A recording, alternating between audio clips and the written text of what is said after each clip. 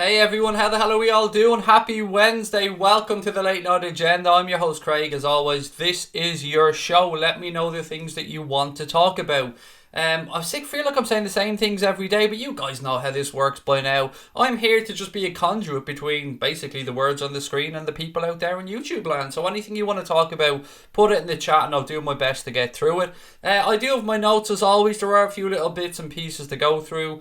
If anybody's wondering, and I'm sure most of you know, but if anyone's wondering who the gentleman is, the spectacle wearing gentleman in the image on tonight's show beside me there, it is of course Michael Edwards, the god that is Michael Edwards. So I just thought for a bit of fun we'd have Mickey Edwards on, because we've had Klopp, we've had everybody else, but I don't think we've ever actually put Michael Edwards on the not on a, what's the word I'm looking for here? Not on a plinth, but just there, just to adore him and all his magic, just here beside us. Anyway, enough of my nonsense. How the hell is everybody feeling? The warm weather is stupendous, I have to say. I absolutely love it. The world seems like a much better place when the sun is shining. Just give us Fernandes as well. Stop your fucking about, bald man, and just give us Fernandes. I'm only joking. Well, no, he did say that. Except the bald man part. I'm having a pop at Will here for no reason. We love you, Will. You know we do. Right, look, let us talk about Mr. Bruno Fernandes. Now, I want to caveat the start of tonight's stream by saying Connor just pissed all over me cornflakes before we started and sent me something saying that Liverpool apparently aren't going to spend much money in this transfer window. Backup signings only. Apparently, this is something that was said by David Ornstein on BBC Radio 5 Live very recently, or frequent, or recently. Recently is definitely the word I'm looking for. So, yes, apparently Liverpool aren't going to spend much, no major signings, backup signings. Now, we don't know what's going to happen yet. I don't want that to happen. I'm fully not good enough. That's not good enough, as far as I'm concerned. If that's the case, it's not good enough. We can talk about backing Klopp, we can talk about Klopp being able to improve players, and I'm all for that. But at the same time, I fully believe you can't stand still. But it's not the time for me to go in on anybody, because I don't know what's going to happen. This was just one gentleman's opinion on BBC.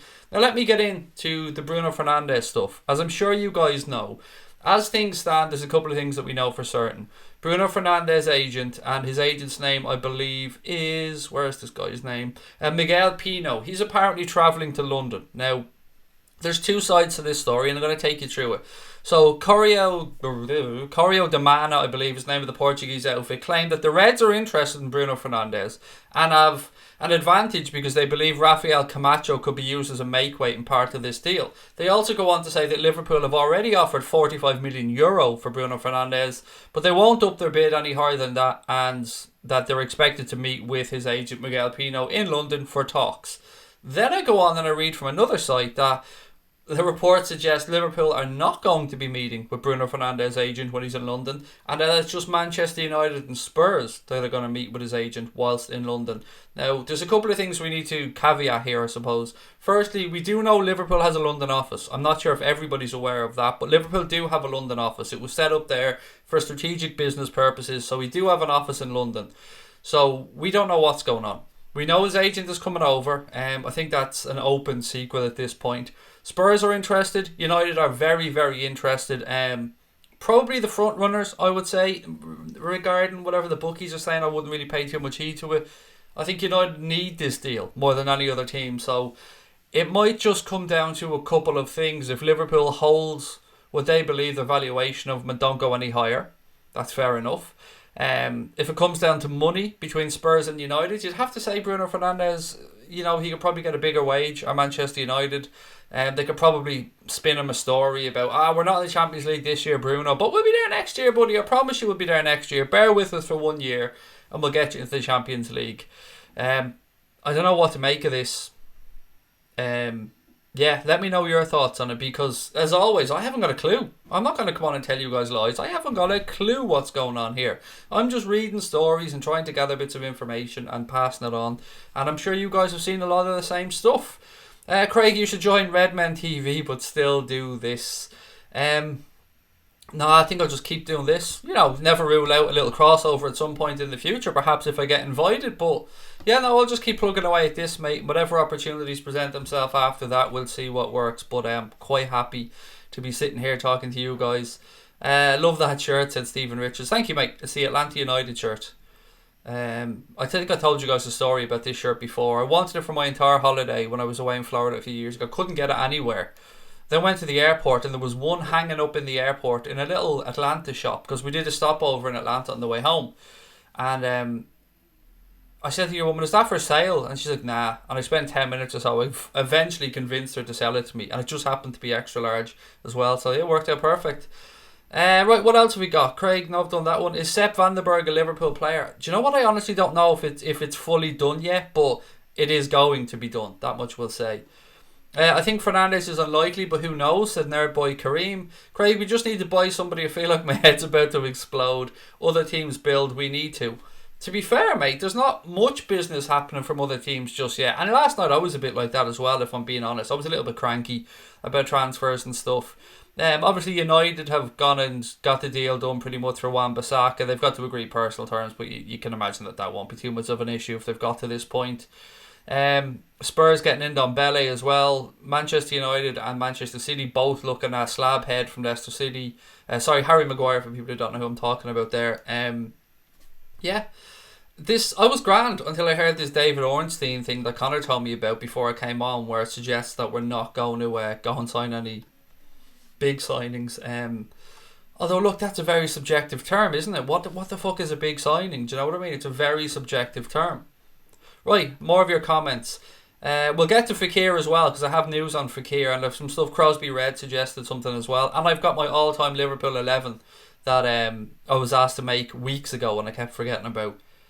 Every team are strengthened. Juventus team looks naughty. I like that one, Paul. Naughty is a nice way of using it. Their wages, mate, is something that baffles me. We spoke about it last night a little bit. So they've got Cristiano Ronaldo there, obviously on a massive wage. They're after bringing in Emre Can last year on a free contract, massive wage. They brought in Aaron Ramsey, free contract, massive wage. And then they look like they're about to sign Adrian Rabiot, free contract, massive wage.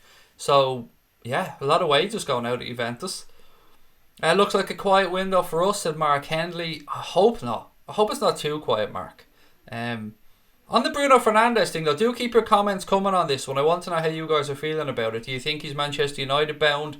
I'd be very dubious about Spurs being able to get him, to be honest, because they've just signed in Ndombele. Even though I believe they're probably using money they know they're going to get for Christian Eriksen to get part of that deal done for Ndombele, so I don't know if they'd have the funds available to go and sign, even though they did get to the Champions League final, to go and sign Bruno Fernandes as well.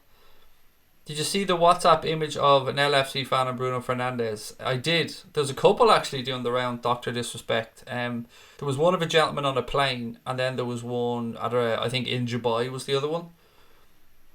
Somebody met Bruno on a plane, asked if he was coming to Liverpool. He said maybe. See, we don't know that actually happened, mate. Rafa the Gaffer. We know they met on a plane, but the rest is just somebody writing words and putting them in quotation marks. We don't know if it's true. It's not video, so there's no proof that he actually said those words. Peter Van der Shan said it's like having two new signings, having Gomez and Oxlade-Chamberlain back. Well, Oxlade-Chamberlain, yes. Gomez we did have for a chunk of the season. It's just, the fractured leg did keep him out for a good bit, but Oxlade-Chamberlain is definitely going to be like having a new signing, and having Ryan Brewster as well. That's going to be massive for us, I think, this season. John Cullen said we need at least one signing to the first team. All top teams do it, and it gives the players a lift. Connor sent me pretty much the exact same thing as you've just said there, John, and I agree. It would be nice to get in, I don't want to use the phrase marquee signing, but it's good to shake things up. It's good to let people know that you're still pushing on. You cannot stand still. I mean, we're in a good position. Of course we are. Champions of Europe 6 times, just in case you don't remember. 6 times, motherfuckers. 6 of them. Count them. 6. But you don't want to stand still. Other teams are going to strengthen, and I understand what Jurgen Klopp said. I understand the theories that Jurgen Klopp can improve the squad via training, and he doesn't want a pathway blocked for the youngsters coming through. You've got to think of Keanu Hoover. You've got to think of this young guy we're about to sign as well, that centre back from PEC Zwolle. And you've got to think of Ryan Brewster and some other young kids coming through. And it's great that we have the belief in those kids. At the same time, though, if we picked up a couple of injuries right now to our front three, are any of us going to feel comfortable going into the new season with Origi as a backup, Ryan Brewster as a backup, and then looking to the likes of maybe Adam Lallana, maybe Shaqiri, maybe Alex Oxlade-Chamberlain at a push to cover in those positions? I'm not fully comfortable in that. I'm not seeing enough goals from the front three if that's the case, if we were to lose a couple of our players through injury. So I would like one, maybe two attacking options brought in. Surely he'd choose us over both of them if it's down to us. If it came down to a straight shootout, mate, I think he would absolutely choose Liverpool. If we 100% went full in for Bruno Fernandes, I think you're right. I think he'd end up a Liverpool player. Crosby Red said, don't want a big signing, would much rather we find another Robbo-type bargain. I'd probably disagree, Crosby Red, because we know the money's there.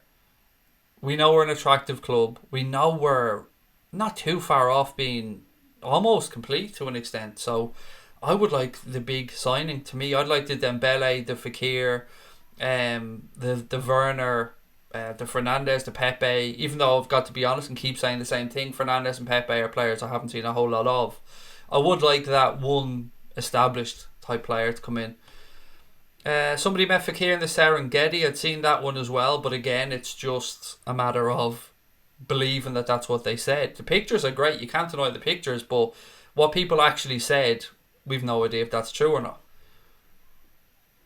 The new stadium will be pumping money into Spurs. I probably won't, mate. I mean, I think we have to understand now that match day revenues aren't a massive or as big a chunk of a club's income as it was in the old days. Now look, Spurs' new stadium is sensational, there's no denying that, and it will definitely set them up, but it's not going to be the game changer for them. Now they do have to pay it back, but from what I'm led to believe, they don't have crippling repayments on that. They've got a good chunk of it paid off already, I think.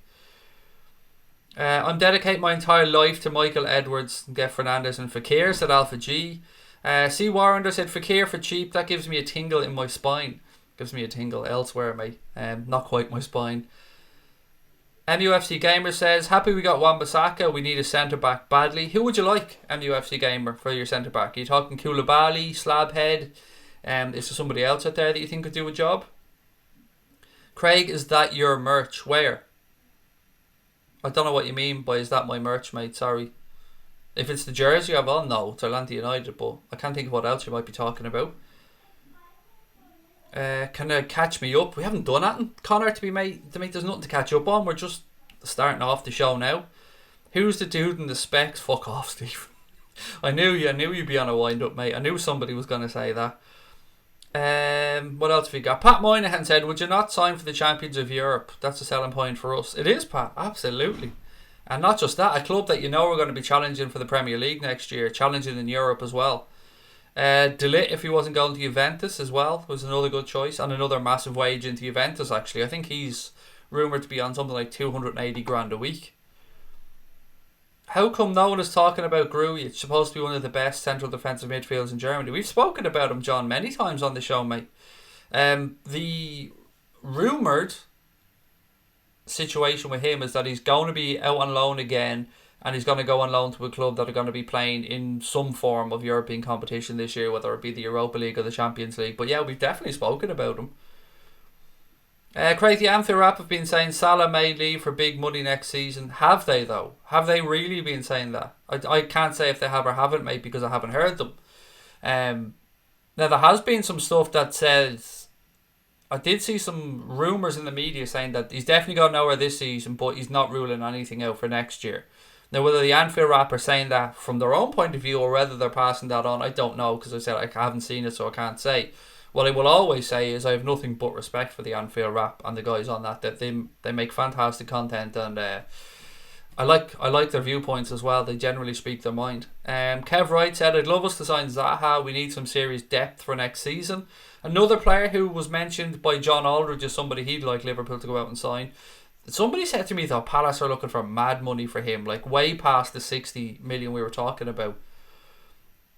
There is time yet, and Klopp is shrewd, said Peter van der Shans.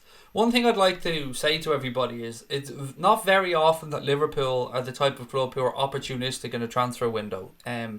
Usually we plan shit out a long time in advance. Now, the Shaqiri thing could have been slightly optimistic or opportunistic, because Stoke were relegated. Then we knew that the clause came into play, and it was just a matter of triggering that and getting them in. So that was a no-brainer last year.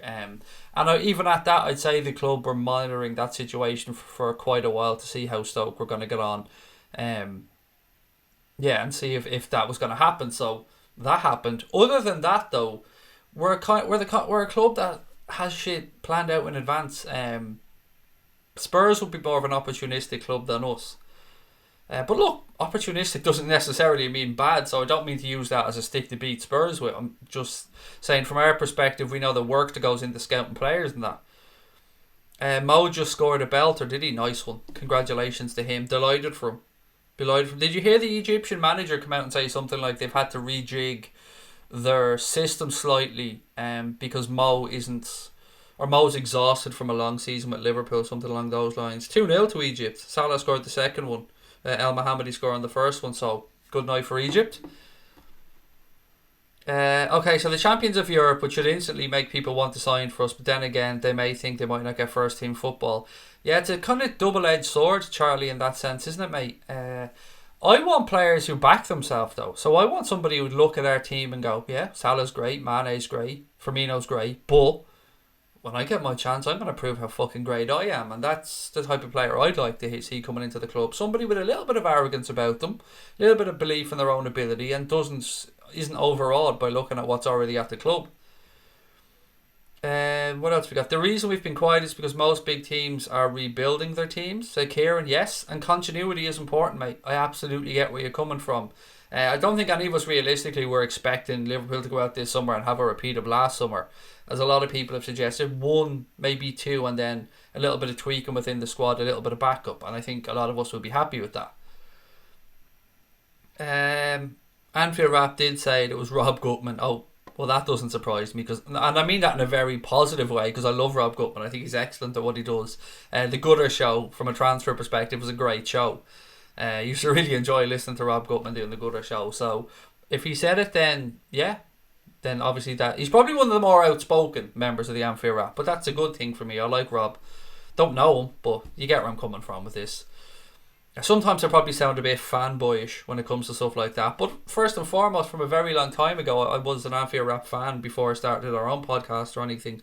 Sorry, I'm flicking through WhatsApp messages here when we go live. Liverpool, this is again coming from David Ornstein from that Radio 5 live thing, so Connor's just forwarded me on little snippets from it. Liverpool contacted Lille on June the 8th to tell them that they won't pursuing Pepe. Again, that came from David Ornstein, something we'd heard echoed from Melissa Reddy recently as well. Liverpool feel they don't need to spend much in this window as they're happy with the squad. Nabil Fekir's situation is unknown, but his price has to be lower. And that's about all I have on that one. We'll get on to Nabil Fekir now, by the way, because there is stuff on Nabil Fekir for those that are just tuning in and wondering about it. Well, as you can see, by the way, guys, we're only 35 subscribers away from 17.5k, which is another lovely target for us to hit. So if you're watching and you're enjoying the stream or you enjoy the show and you just haven't subscribed yet, please do hit that button. I'd love to get those 35 on this stream, and yeah, it'd be nice. It'd be a long way on the way to 20k then. Right, what else we got? So let me talk about Fekir. I did say I had stuff on Fekir. Right, so there's a couple of things on Fekir. So he might finally be getting his move away from Lyon, as reports in Italy claim AC Milan are interested in signing the Frenchman. Calcio Mercato claimed that AC Milan are willing to pay £26.7 million to sign Fekir from Lyon this summer. At that price, though, surely to God we should be looking at him. At 27 million quid, that has to be worth a roll of the dice. Now, I'll expand on this a little bit because Sports Media Set report that AC Milan are willing to use former Reds player Suso as a makeweight in the deal, which is quite surprising to me because Suso's been alright for AC Milan. So to hear that did surprise me a little bit.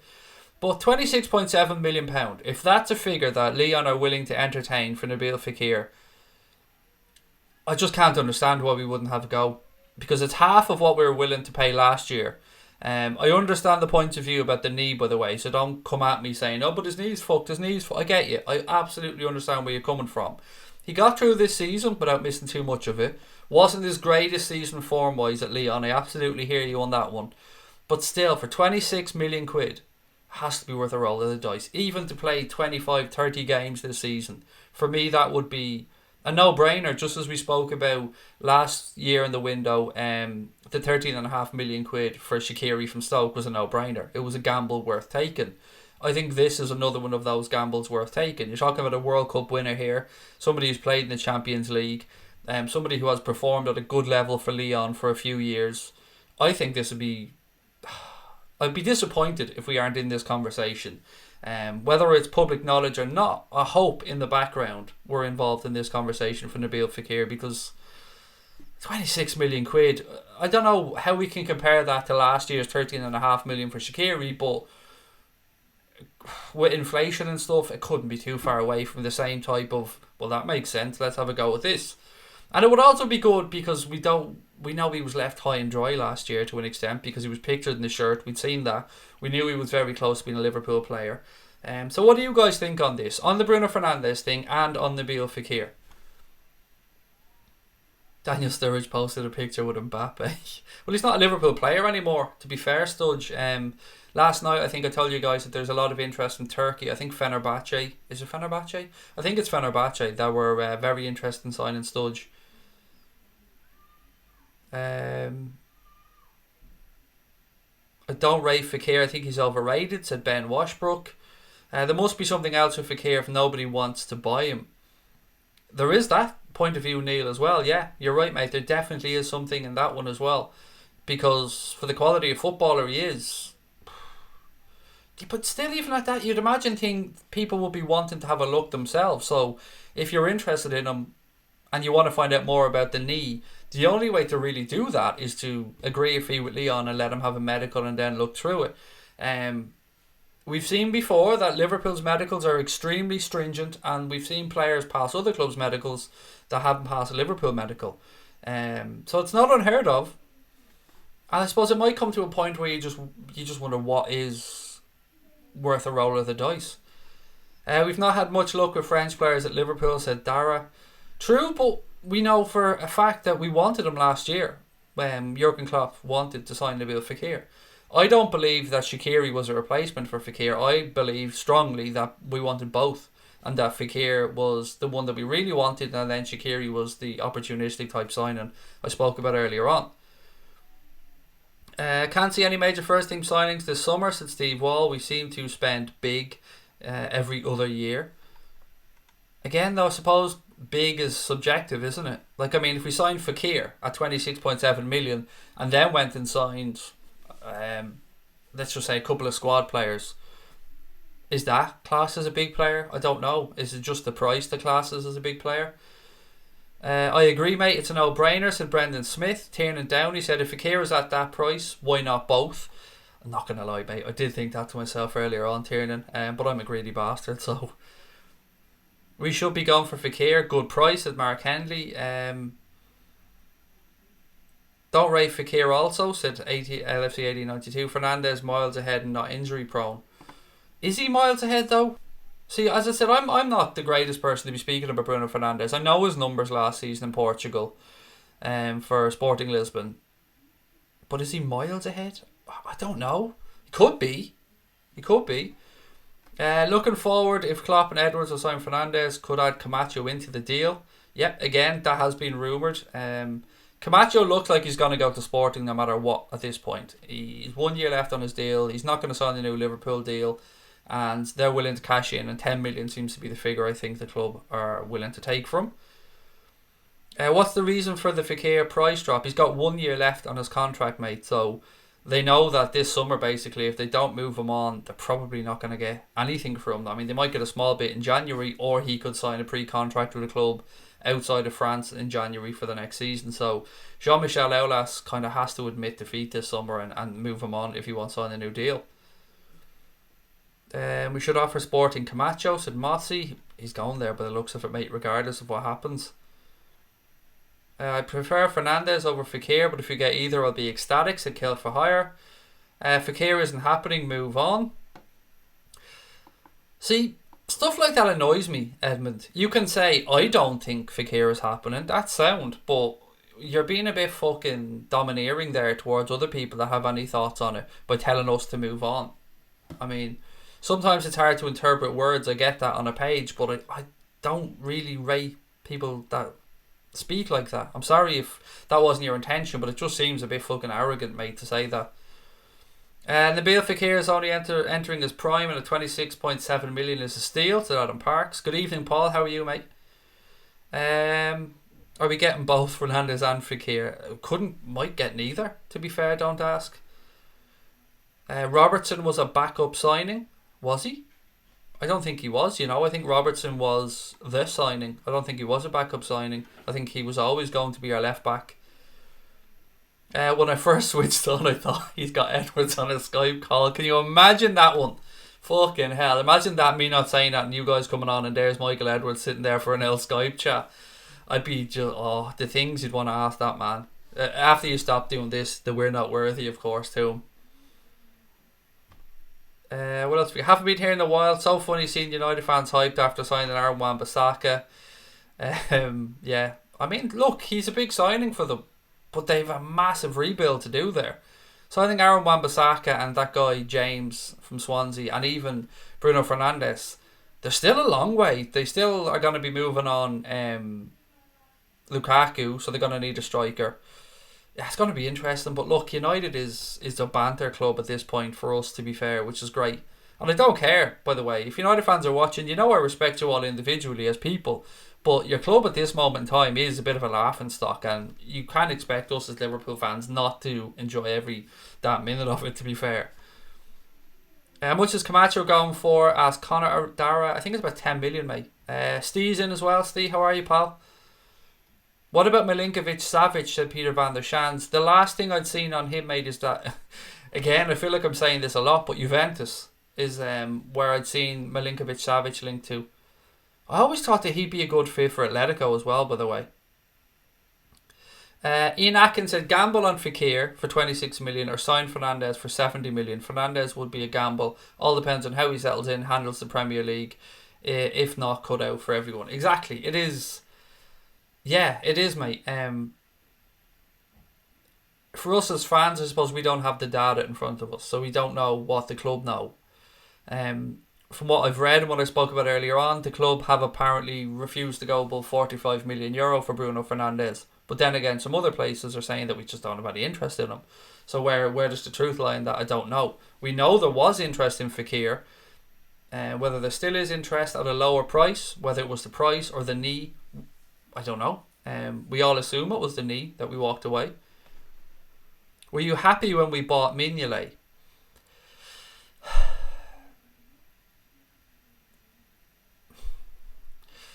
I'm not happy, not unhappy, because I didn't really know too much about Simon Mignolet, to be fair. I knew that he had a lot of shots saved for Sunderland when he was there, but then again, you expect Sunderland to be defending a lot more than Liverpool, so I suppose I was happy because we needed a keeper. So I think from that sense I probably was happy. And then look, after we saved the penalty in his first game, I think we were all thinking, oh hello.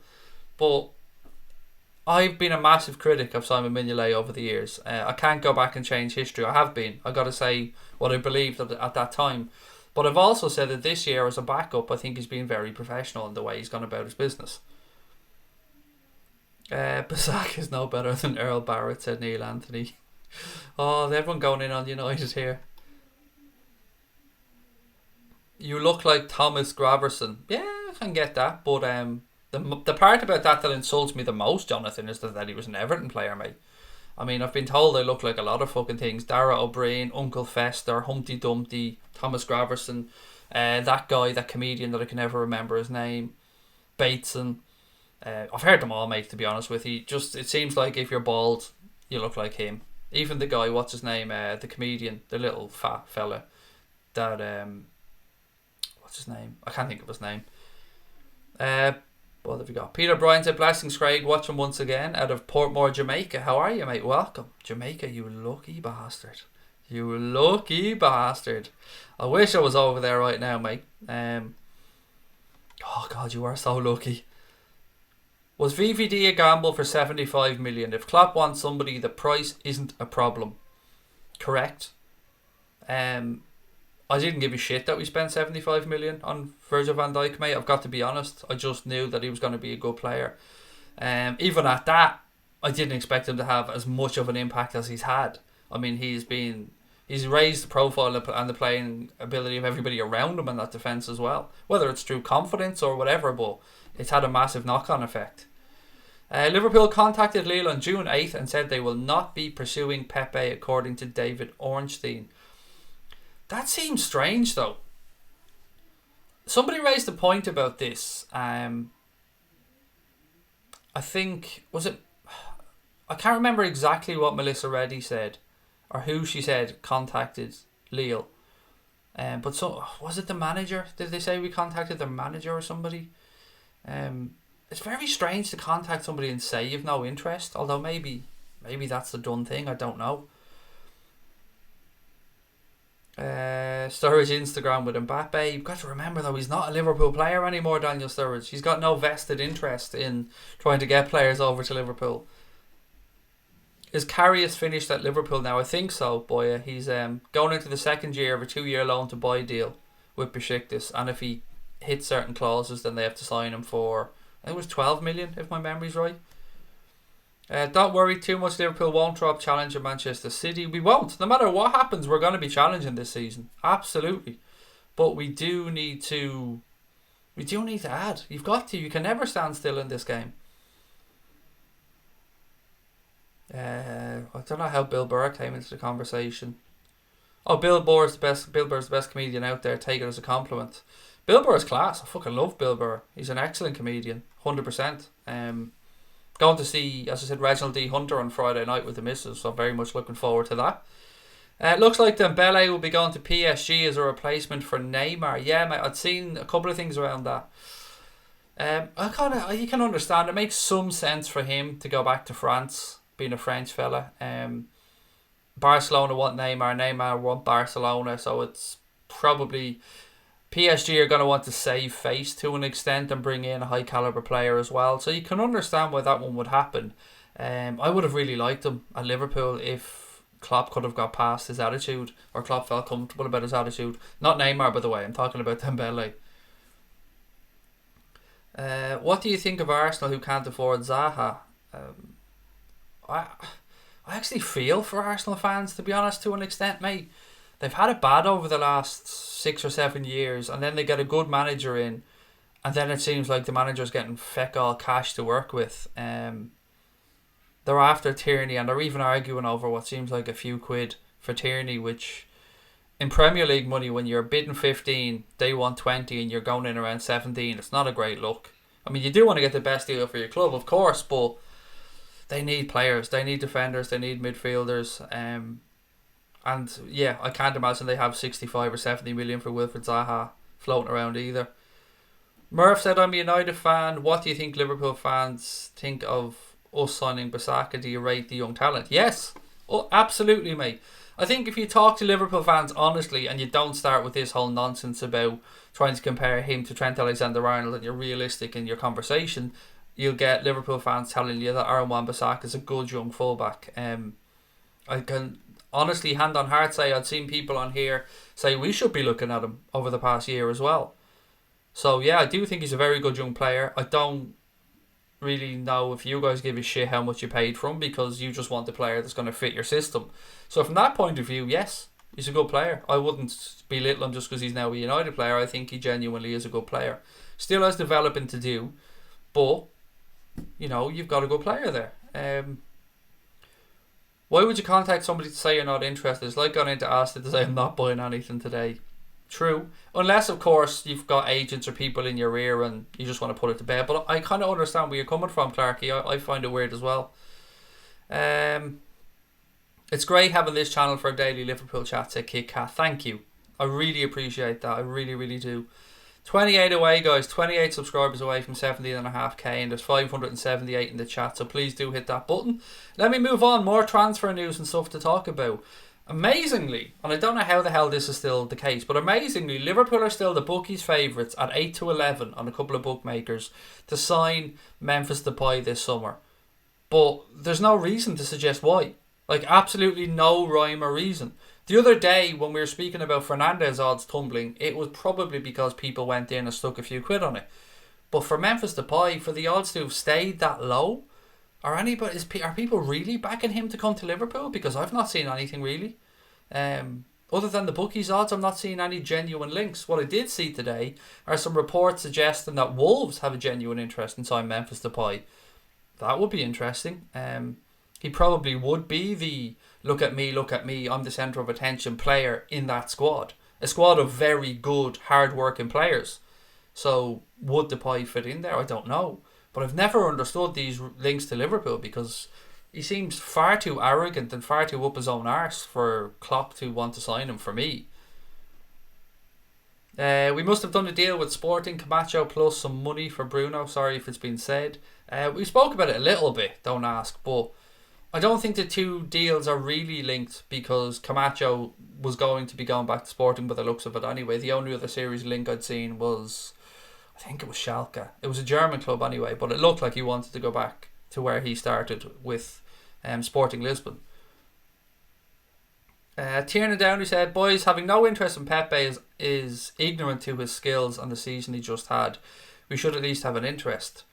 I would have no doubt in my mind, Tiernan, that we definitely scouted him, mate. 100%. We would have known about him, and Barry Hunter probably will have sent people over to watch him. So I've no doubt we looked at him. It's just a case of whether we believe he's right for us. He's far enough along in his development.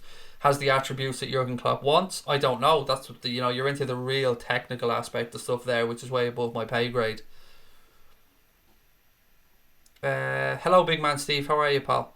Sturridge hasn't left yet, though. He leaves on the 1st of July. Okay, we're being pedantic here. He's left.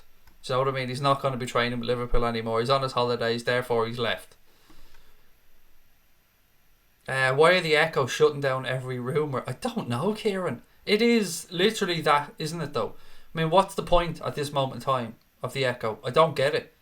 I mean, from a Liverpool sporting perspective here, obviously I'm not talking about Liverpool local news and stuff, but I've yet to see anything, any way positive about it. The only thing I look at on the Echo is their transfer blog that literally states other people's rumours and sometimes throws in it, well, that's not going to happen, or something along those lines. I don't get it either. It's mad. It's I don't want to say it feels like you're bitter because you're not getting news anymore, but when Brendan Rodgers was there was a lot more stuff being fed to James Pearce in particular. And please don't take this as me having a go with James Pearce, because I'm very fond of James Pearce and he's a great journalist and one of life's good guys. So I'm not having a go at him, but it does seem like they are the bad news bears and they're not putting out anything positive or anything except nope, not happening, we have it, nope, this isn't happening. That seems to be all that comes out. Fernandes will be 40 million plus Camacho, said Steve. Do you think he's coming, Steve? Or do you think United are going to get him? I know Mark's very confident that United, I think somebody told me he said could be done by Friday from a United perspective. Andreas said, hi Craig, reason Fekir wasn't signed last year apparently the knee wasn't the reason. He was demanding very high wages. Could be the case. Andreas, I'd heard some stuff about his brother. Is that right? I don't know what it was. Maybe I've got that wrong. I did have some people say that it was to do with money, alright. Now, I don't know. I guess we'll never know unless maybe somebody writes a tell-all book at some point. But yeah, I kind of hope it was over money and it wasn't over the knee and that it could be revisited. Because if it's the knee and they really think the knee's that bad, then we probably won't revisit it. But if it was over money, maybe. But at that, would he have done an interview? Would he have done a welcome to the club interview if wages hadn't been agreed? I don't know. I haven't been in that position in life where I've been that lucky. First LeBron and now Sturridge, said Stig. Yeah, look, I'm not going to lie. I'm holding out hope in the future. If we get, and I don't want Nike to be our kit suppliers, by the way, because I'm New Balance or Adidas. But if it was Nike, that could certainly help to smooth the way, shall we say, for a possible Mbappe type transfer down the line.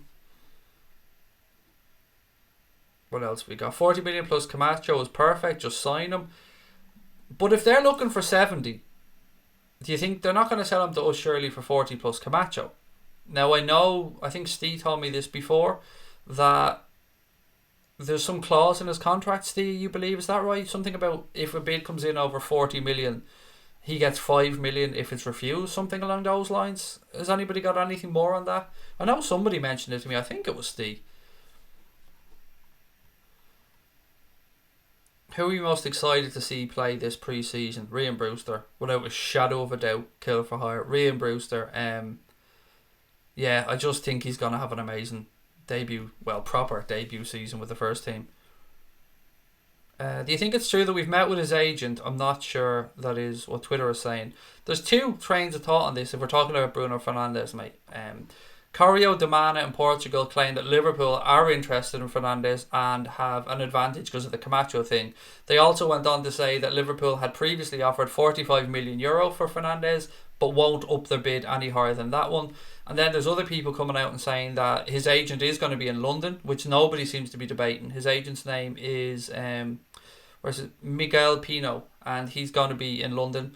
Some people are saying he's just there to talk to United and Spurs. Other people are saying United, Spurs and Liverpool. And as I said earlier on, it's important to note that Liverpool do have an office in London which they opened up for strategic business purposes. What's this? Mr. Simo said, deal done, Bruno to United. Okay. Is that you just pulling that out your arse and hoping, or do you actually have knowledge of that happening? I hate when people do that. Like, if you have knowledge of it, if it's announced or you have it from somewhere, sound happy that you share, but I think a lot of people are just guessing and trying to make out like they have knowledge. Do you think Nike would be inclined to bear some of the wages for Mbappe? Do you know, I think it would be naive of us to think that it doesn't happen, whether it's Adidas, whether it's Nike, whatever it is. Like, isn't Eden Hazard a Nike brand ambassador? Am I right about that one? Now, I'm terrible when it comes to this type of stuff. I don't know who wears what boots or any of that type of shit. But I think I read somewhere that Adidas were a little bit, or Nike, excuse me, were a little bit perturbed that Eden Hazard is now going to be wearing an Adidas kit every week for Real Madrid. So I think you have to think that there must be something to this, that they would like to see their big brand ambassadors wearing the kit of theirs as well. I mean, there's sense to that. And I'd imagine that that could help, whether it be future work or whether that be a better contract with Nike or whatever it might be to help smooth things over. I think it'd be naive of us to believe that that doesn't exist. You should all be getting excited about Brewster. I am. Edmund, mate, I've been banging that drum for a while now. I'm so excited to see this kid. Connor Dara said I'm more excited about Curtis Jones than Brewster. Well, Curtis Jones is going to be good, mate, but Brewster is shit hot. Like, Brewster has the potential to be a Robbie Fowler, a Michael Owen, a Steven Gerrard, a Raheem Sterling, like somebody who's just too damn good that you cannot stop him from coming through. I think Curtis Jones has a lot of potential, and he was very impressive last pre-season himself, and Nat Phillips for me standout players. But Brewster is going to be, I think, a superstar. Am I crazy to think that we should give Brewster a shot as our second choice striker and just get a wide forward to cover? I think that's the plan. Kill for hire. I don't think you're crazy. I think that genuinely is the plan. I still think we need that wide player that you've spoken about. So I'd have no issues if we went and got that backup wide player. Because let's not forget, we can play Sadio through the centre. We can play Origi through the centre. Hell, we can play Mo through the centre if we need to. Carragher hinted at Mbappe to Liverpool. What do you think about that? I think there is no way we can rule this out down the line. I don't think it'll happen this summer. I think this could be, I mean, when you're talking about attracting in a player like of that calibre, like somebody who's that much of a global superstar, this shit isn't done overnight. This, like when Manchester City wanted to get Pep Guardiola, like that was a period where he was enticed to come there bit by bit by bit. They sold him a vision, they told him about the project, all that type of stuff. With somebody like Mbappe, there'll be a lot of groundwork put in. You're talking about agents, you're talking about super agents, you're talking about PR machines, you're talking about obviously smoothing things over at PSG, you're talking about Nike perhaps doing their bit if they were to come on as a kit manufacturer. It would be a long process. So I wouldn't be amazed if the schmoozing, if that's the right word, was to start this early. How amazing would it be though? I mean, what a fucking statement as well. Adam Park said, I'm so excited to see Brewster and Keanu Hoover in pre-season. Again, yeah, both going to be very good. We've got Chamberlain and Keita, even Alana. I don't think we need another attack in midfield who may not play. On Naby Keita, did you guys see he had received treatment 4 times today or something during the game against Nigeria and then came off in the 71st minute? Now, I don't know, I didn't watch the game, so I don't know if he came off injured in the 71st minute or if it was always going to be the plan that he only played 70 odd minutes because he's still working his way back to fitness. I'm of the mindset that he shouldn't be anywhere near that tournament, that they're taking the piss, basically making him play. He's not fit enough and they're making him play. So I'm of the mindset that he shouldn't be there, but it seems like he was getting the shit kicked out of him today in that game. Evan Guest said, Ori the Echo. I think the main reporters covering Liverpool have an agreement in place to not spoil the club's activities until they're given the green light. Yeah, it's boring as fuck though for the rest of the world, mate, isn't it? Because the clicks for them are in, like when the player signs, yeah, they'll get clicks and stuff, but you need to keep, the interest there as well. So a little bit of gossip wouldn't go astray. If Brewster's going to be your second choice, what does that mean for Origi? He can come in off the left. Do you know what I mean? I mean, on Origi, actually, there is something on him today. We spoke about interest in Divock Origi from Real Betis. Now, it seems that they're getting ready to launch a £10 million bid for Divock Origi this summer. As we know, he's got 1 year left on his deal. All the sounds coming out of Liverpool are that it doesn't matter what comes in this summer, Divock Origi's not going anywhere. They are going to try and give him a new deal, but more than anything, they're going to keep him here for this year. So I don't think Divock Origi will go anywhere this summer, and I think quite frankly they'll laugh at 10 million if that is the offer that came in from Real Betis, because he's worth more than that even with a year left on his contract. I think that's a fucking ridiculous offer personally. We spoke about Fekir as well, but I'll recap on that a little bit later on for people that are coming in late.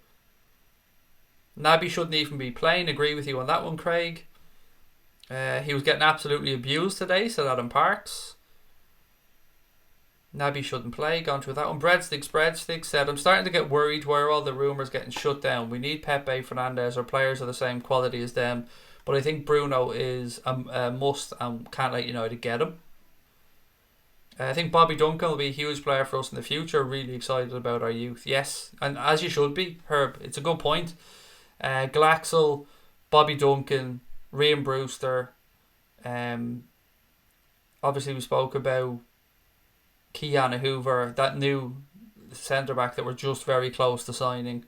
Adam Lewis as well. The club rate him very highly, and he could be the backup left back for the season ahead. So you're right to point out that we've got great youth there. 10 million's taking the piss, said Gaiman. It is, isn't it? I mean, it really is taking the piss. I mean, what the fuck do you get for 10 million these days? Don't be coming at me with the Andy Robertson, by the way. That was a once-off type thing. Yeah, it's crazy. Mike Mullen said, fast becoming a favourite channel. Keep it going. Thank you, mate. Really pleased to hear that. Great to have you with us as well, mate. The more Reds we can reach out there, the better, as I keep saying. That's what this is. It's not. It's a little bit different to other channels, I think, because when you come on to other channels, it's guys giving their opinion, girls giving their opinion, people debating and talking about football, some pre-recorded, some live, but the basis for us of this channel is that it's completely interactive and that 90% of the stuff that we do is with your comments coming in, discussing them, putting them back out. I've got some notes, but in the whole, that's what the channel's about, which I think is why we've grown. I think people enjoy this interaction, and it's tough because I can't get through everyone's comments, and I'd love to.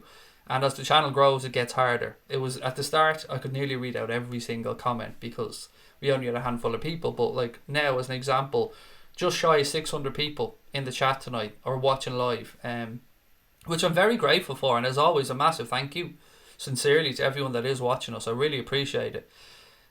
But yeah, if you're enjoying it, I mean, I just want you to know how much we appreciate it. So thank you again.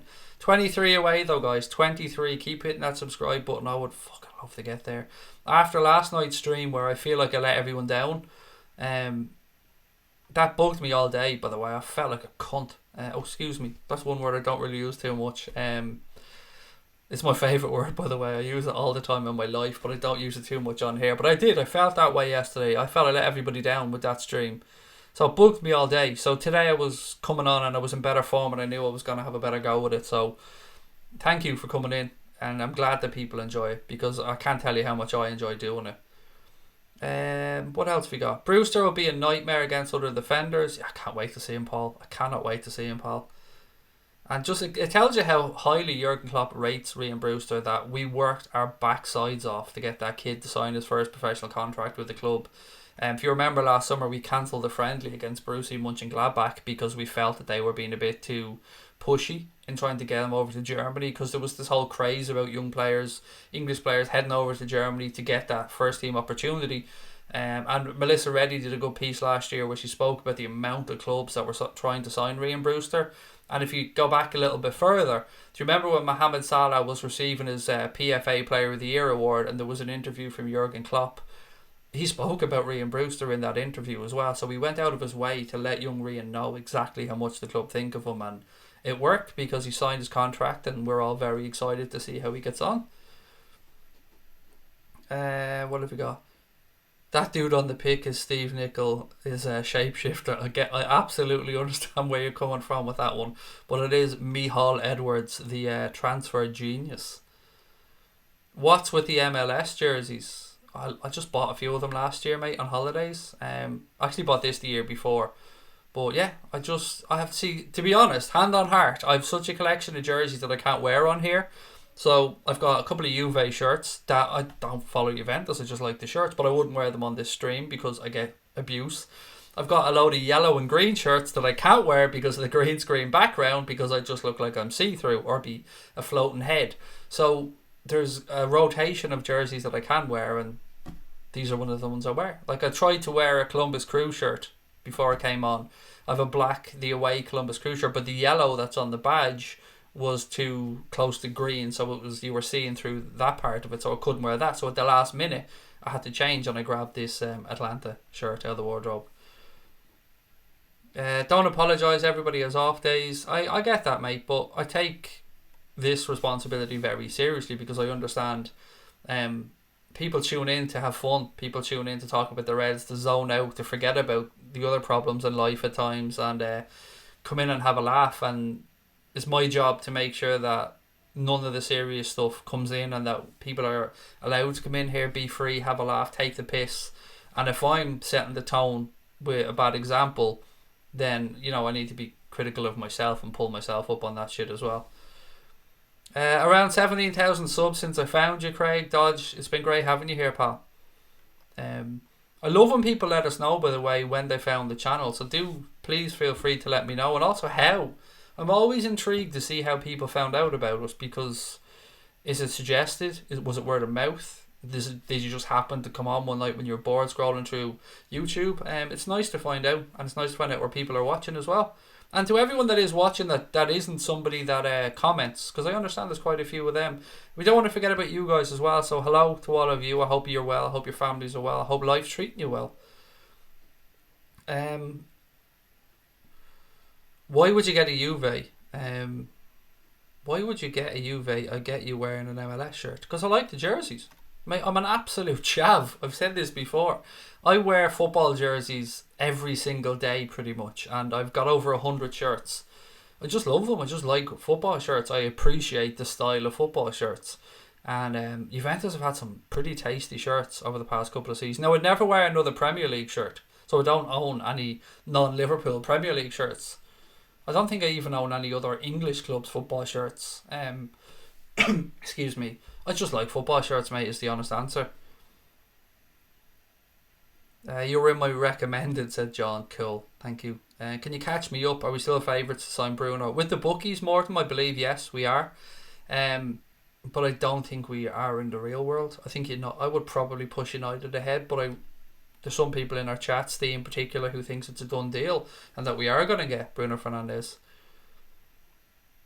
Your shirt is like the Anfield agenda with the big A. Oh, that's why somebody said to me, is it your merch? I wish we had fucking cool jersey merch. We've actually pretty much stopped even talking about merch at this point because it just doesn't feel like the right thing. It feels too commercial talking about that type of shit. Juventus shirts are smart, to be fair. They've had some really nice ones over the past few years. AC Milan shirt in the 90s were gorgeous. They were. The West Germany 1990 shirt is probably my favourite non-Liverpool shirt of all time. That is an absolute belter of a shirt. I also bought the Colombia World Cup shirt, the yellow one. Oh, me and Lucas, my son, both have that shirt. It is gorgeous. You came on my recommended videos after I watched an ESPN video. Cool. Yeah, it's nice to know where you guys came to find out about us. Thank you.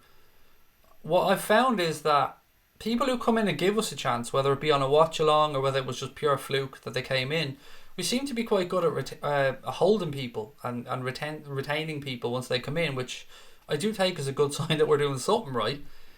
From the podcast before the channel was made, said Khalil, thank you. Going to be trying to record some podcasts over the next couple of weeks as well. So I think the next podcast will probably be myself, Brian Morrissey and Dave Henry. And then I'm trying to get content recorded as well for when I'm on holidays next month, so as you guys will have content coming through as well. Bored scrolling through YouTube for LFC content, came across at approximately 200 subs. Wow, you are old school, Stig, in our channel, mate. 200 subs. Connor showed me some of the older images and stills from our first videos, and God, it's been a long way. Have a drink of Diet Chav. I think I need to, Joanne. My voice is pretty croaky. Connor said, Benfica confirmed they've received a bid of €126 million for João Felix from Atletico Madrid. Obviously spending that Antoine Griezmann money that they know they have coming. That's a massive amount of money, isn't it? Now it'll be interesting to see what Manchester City do on this one, because Manchester City were obviously the other club that were pretty strongly linked to João Felix. That is a fucking massive amount of money, isn't it? For such a young kid. Interesting though. Is there any word, Connor, on whether that's been agreed or Benfica have said anything on it? I know Benfica came out and said that they would like to ideally get him back on loan, but God, if you're buying somebody for that much money, loaning them back then. The Germany top in the 90s had the Adidas equipment logo, so I bought the AC Milan top on top of that to Jay Kismet. Massive fan of the channel, now a regular watcher. I love our little community we've got going on. Appreciate the work you and Connor do. Thank you, mate. Thank you, John. I really appreciate our community as well, and that's what it is. This isn't me, this isn't Connor, this is 17,481 people who come in and have some fun and have a chat about the club that we all love. Gaming guy said, I remember when Mark Aldridge said that Norwich right back is as good as Wan-Bissaka as well as being cheaper. Now he's saying Wan-Bissaka is worth 50 million. The weird thing is that nearly every damn fullback coming into the Premier League now was 50 million, isn't it? Like, it seems to be the figure for fullbacks. Like, much as your full 50 million, and you do have that whole English thing as well. You do pay a little bit more for an English player, but I don't know if he's a 50 million quid fullback or not, but he's a good young talent.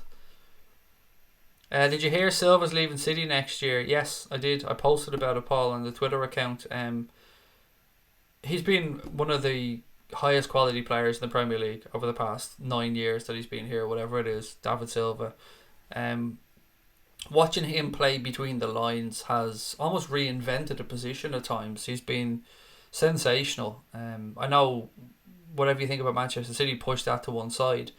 Him as a footballer, he's a joy to watch. He floats around the pitch. He's one of the best I've ever seen at finding the space between the midfield and the defence in an attacking perspective, and finding those little gaps and dropping in and finding balls and playing his way through. He's an excellent footballer, David Silva. He really is. Man City just bid 36 million for Everton Suarez Gremio, Brazilian left-sided attacking midfielder. Is this because Sané may leave?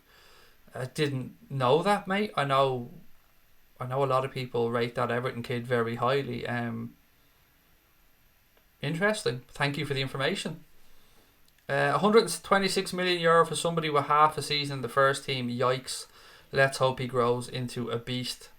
It's a lot of wage, isn't it? It's a lot of money for a young kid. You want to be very confident spending that much money, wouldn't you? Congrats to Atleti. Well, I don't think they've signed him yet, but it's a statement putting in that offer anyway. Silva's also a fantastic professional. Yeah, he's been through a bit in his personal life this year as well, as you know, with his young son. Um, but for me, I mean, he's a player. I'm not going to lie. I'd always wished Liverpool signed David Silva. He would have been. He was great. Is great for Manchester City, but God, he would have been great in a red shirt as well. Stevie Gerrard for Newcastle. Yes, there is something on that. Just before I came on, I seen a few little bits and pieces about this. So it seems like Newcastle are drawing up their list of preferred candidates to take over from Rafael Benitez, and Steven Gerrard and Patrick Vieira are on that shortlist, and that comes in via the Telegraph. That's at least where I've seen it from. So what do you guys think about that one? Stevie G possibly to Newcastle. I'm not gonna lie, this would be a fucking perfect segue job to Liverpool for me. If he went in and did 3 or 4 years at Newcastle, and then, you know, whatever, if Klopp decides he wanted to move on or take a sabbatical or whatever it is, that's a good segue club for me. It's a shithouse club the way it's run by Mike Ashley, but it's a football club with a great fan base, a big stadium, a lot of potential. I know Steven Gerrard spoke very highly about where he is at Rangers, and again, whatever you think about the Celtic Rangers thing, Rangers is a big club with a big fan base. But Newcastle would give him that Premier League managerial experience, and I think it would be a good move if he could get past the shithousery of Mike Ashley. But I don't know if he can or not, and I don't know what the story is with the takeover on Newcastle either. Evan Guest said TOTT. That was a while ago, mate. That was a podcast as well. Mossy said I've been here since 7,000 subs. Again, 7,000 subs, so I think that would be about February time, I think. Connor showed me a screenshot from March, and I think we had about 8,500 at that point. We're now the second highest valued squad in the world behind City and in front of Barcelona, said Max. We spoke about it a little bit last night, Max.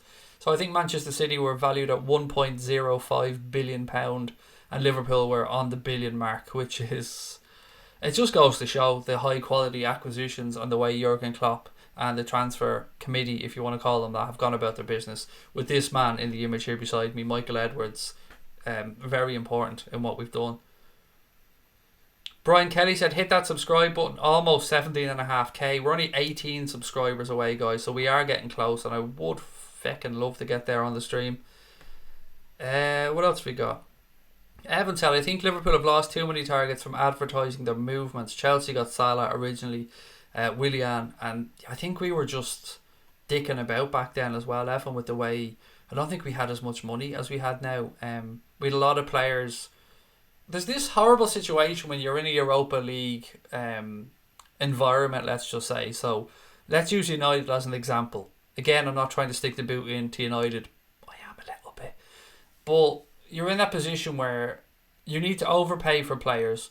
You need to gamble that you can pull off specific signings. So like Lazar Markovic from our point of view. You need to have these signings where you're kind of rolling the dice a little bit. But a lot of them come in on big wages, and what then happens is, if it doesn't work out, you're left with a load of subpar players on high wages. And then the players that are performing in the squad want a wage increase, and all of this eats up on your funds. And we at the time hadn't got Champions League money, and weren't attracting in the massive sponsorship deals that we are now. So we were in this shit place where we were having to kind of almost put in what seemed like insulting bids at times for certain players, whereas now with the clever recruitment and the way Michael Edwards has gone about it, and of course the support of FSG financially as well, the club have been pretty damn clever about what we've done. Peter van der Shan said, if a one season wonder costs 120 million, God help the market. Yes, exactly, mate. And you're talking about Atletico Madrid here, by the way, willing to pay that. So you're not talking about Paris Saint-Germain, you're not talking about Manchester City, you're not talking about Barcelona, you're not talking about Real Madrid.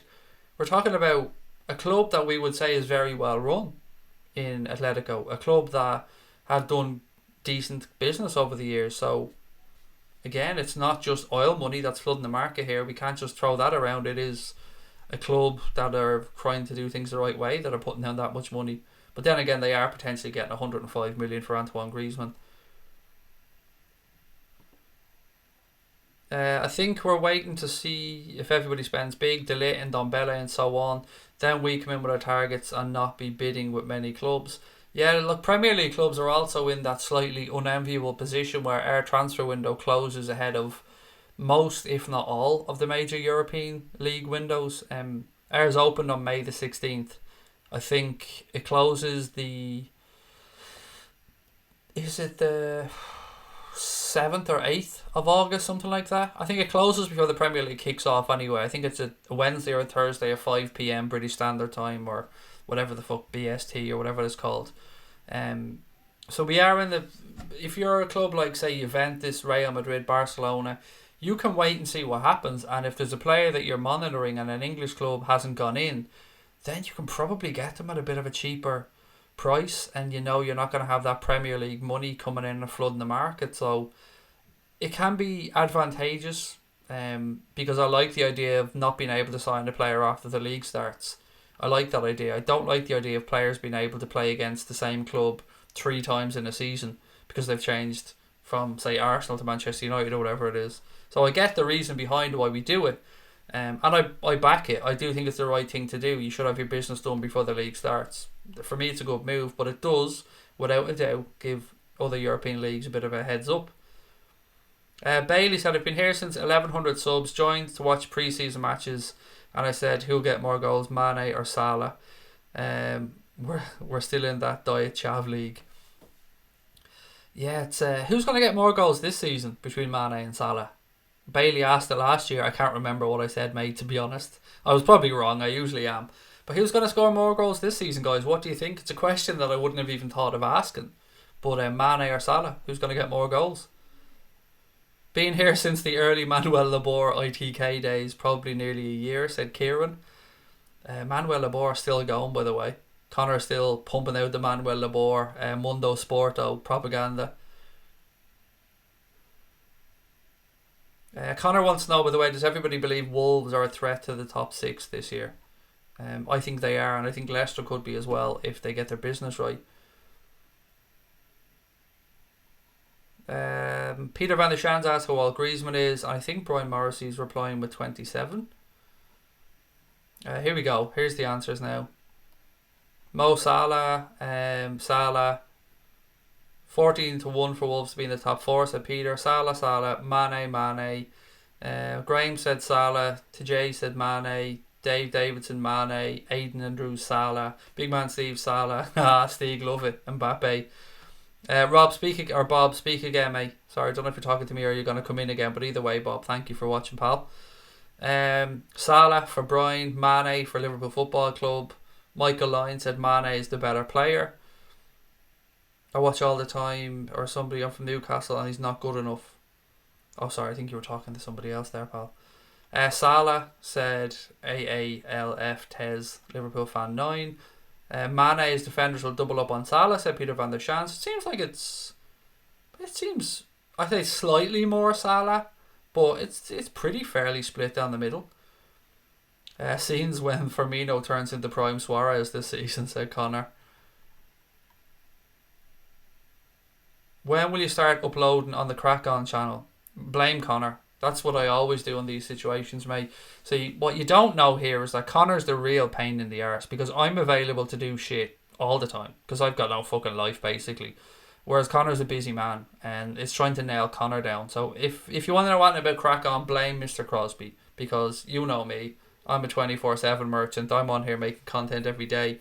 It's Mr. I'm off to see Liam Gallagher. I'm off to Noel Gallagher. I've got college. I've got a life. I've got friends. Blame Connor. But I don't know is the honest answer. We do have some ideas about shows that we want to do. We have been thinking about that. Origi, said Tommy Nice. It's pretty split down the middle on Anthony Davis, Salah, Steve Milner, VVD for Adam Parks.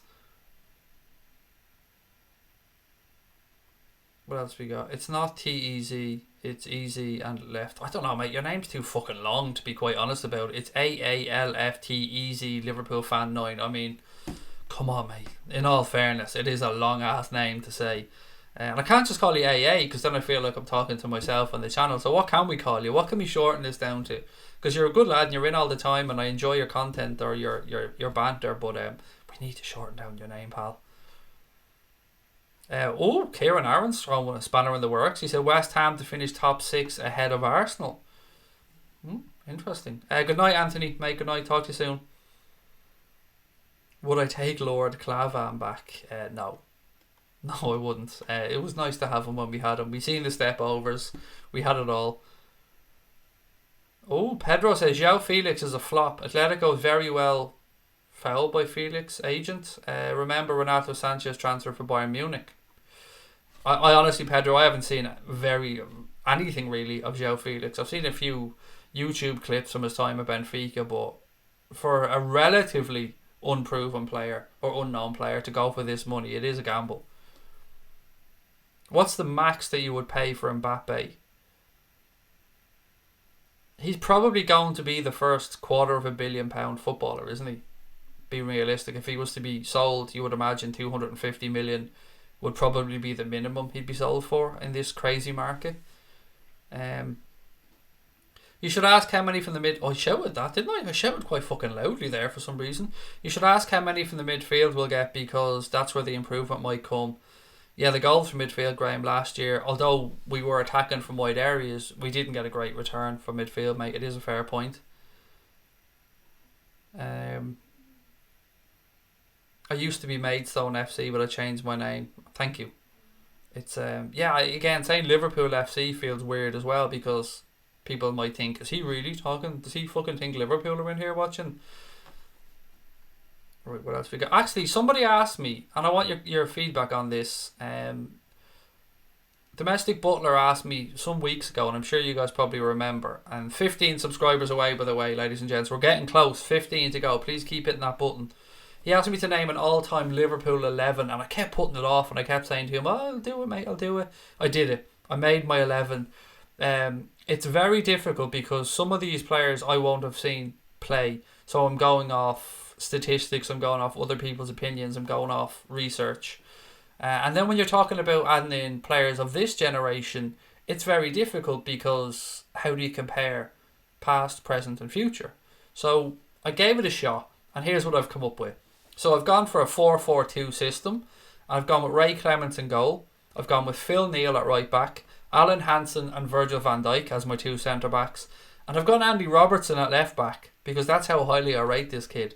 In the midfield then I've gone with Graham Souness, Steven Gerrard, Kenny Dalglish and John Barnes, and then for my two strikers I've gone for Robbie Fowler and Ian Rush. That's my 11. I'd like your thoughts on it. I'd like to know if you think of any glaring errors in it, and if you want to write yours in the chat, by all means please do. So yeah, your all-time Liverpool 11. It'd be great to get some consensus on this. Midfield goals and assists will come next season, said Liverpool Football Club. Ushi McGovern said, will Keita come good this season? Mate, I'm just hoping he gets back from the African Cup of Nations in one piece. As I said, he went down for treatment 4 times today in that game against Nigeria and came off in the 71st minute, which was probably planned because he's working his way back to fitness, but I don't think he should have been anywhere near the tournament. Just joined, Craig. Give us a recap. I will in a couple of minutes, Adam, mate. Don't worry, I will do it. Yes, I will. I'm getting good at this recap and stuff, by the way. Who did you have in defence again? I had Phil Neal at right back, Andy Robertson at left back, and Alan Hansen and Virgil van Dijk as the centre backs. No Alonso. No, I don't think Alonso should get, in my opinion, I don't think Alonso gets into a Liverpool all-time 11 midfield. Because he did have a couple of seasons, a season and a half, where with the fallout with Rafa and stuff, his form wasn't the same. Now there was amazing stuff from Alonso as well, but it is a difficult choice. It's difficult to make an 11. Rainbow said Kevin Keegan. Again, yeah, it was always going to be difficult. No Suarez in there, not in the striking position. How could I put him in there ahead of Robbie Fowler or Ian Rush? Fowler's my favourite Liverpool player of all time. No King Kenny or John Barnes. Well, are you deaf, Tobias? Like, you're trying to be a smart arse, mate. Do you want me to name them again so you can hear that I said King Kenny and John Barnes? Midfield, Graham Souness, Steven Gerrard, Kenny Dalglish, John Barnes. So there absolutely is both the players that you've said are shocking but not having them in there, mate. So I'll accept your apology, though, mate. It's all right. Alan Kennedy should be in with a shout at left back, although Robbo has time. Yeah, it was difficult. It was difficult, and it was always going to divide opinion, to be fair. Super 11, love the back four, said Robert O'Reilly. Thank you, mate. Peter Van der Shan said Alan Kennedy over Robertson.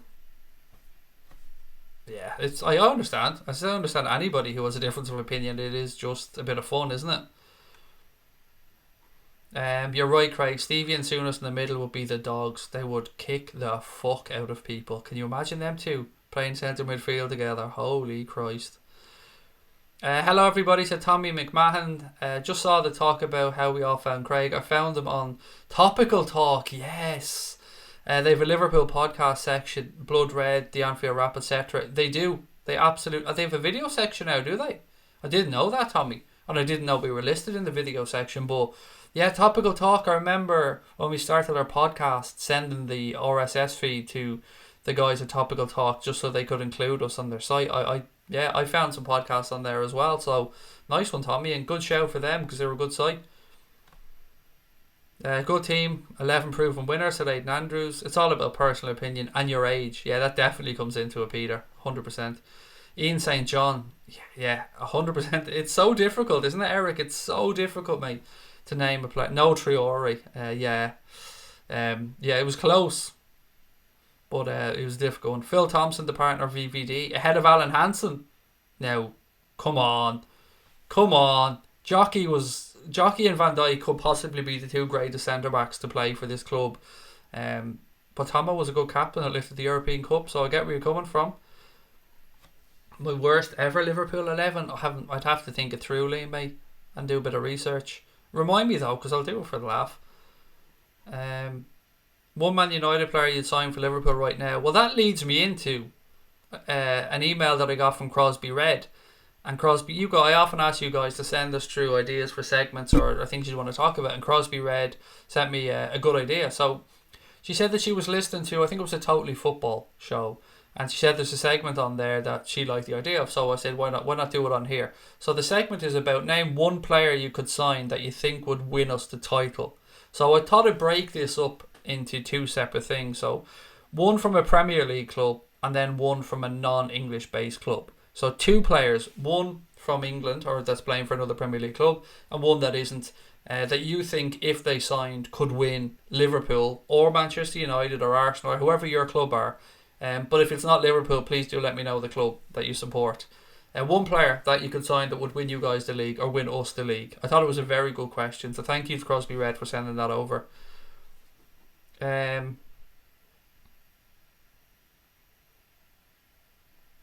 I don't know if whatever Ian Creel is saying, but we can definitely see your comments, mate, 100%.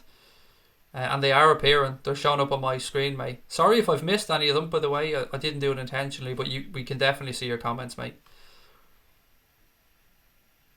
Right, so AALFT Easy Liverpool Fan 9. I thought I'd done my best to get it right that time. I said Mbappe and Aguero.